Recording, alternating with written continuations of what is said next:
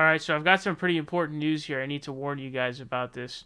So Rashida Tlaib is in Michigan's 13th district, and actually, I had no idea how weird this district election ended up being. I'm going to explain that in a second to you.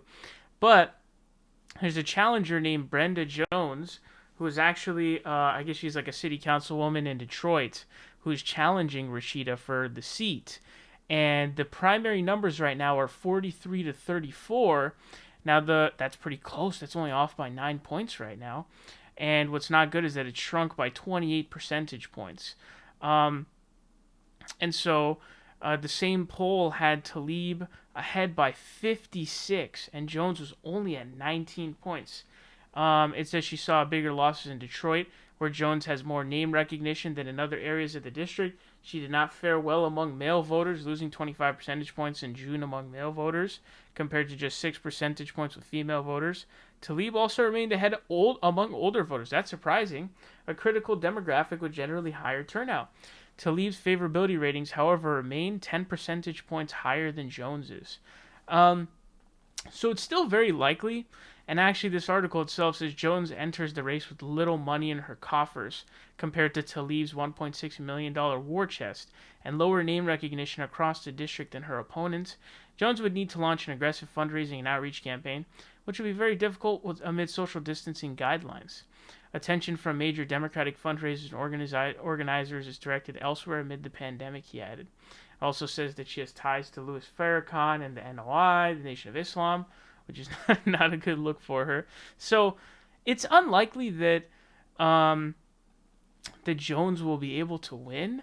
But go go donate. I'm gonna leave a link to the donation link for Rashida because we need to retain our seats. We can't gain some seats and then lose them, obviously. So, and also if you're in the district, obviously campaign for her.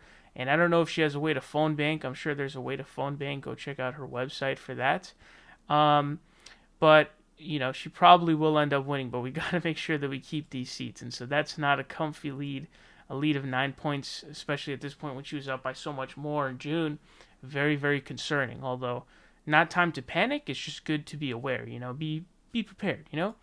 But what's really interesting is so John Conyers, who's actually he was the author of HR 676. I believe he passed away now. But what was weird was so there was a special election that had happened, and Brenda Jones wanted to fill out the rest of his term, but there was concurrently running the election for the next term, for like the full term afterwards, and this one happened on August 7th, and she won this one by literally 1 percentage point, dude, which is crazy. It's crazy how close this election was.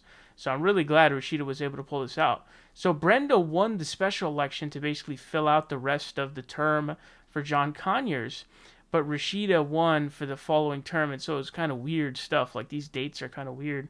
And then she obviously dominated in the general election because she's in a very safe blue district. But man, look at that. That's why it's so important to go out and vote for your progressive candidates. All these wins are so close. Marie Newman's win was close. AOC's win was like razor thin.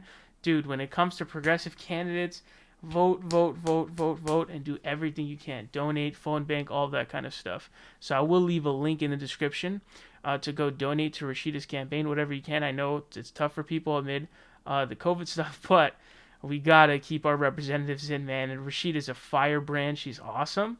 And we need to make sure we hold our seats, all of them. And we need to pick up new ones. So please, if there are progressive candidates that donate to them. We need to pick up House seats. There's so many up for election, especially in safe blue areas. And there's New York and New Jersey and all these states coming up. We got to pick up some seats. So make sure to do that, okay? And retaining our seats is just as important, obviously.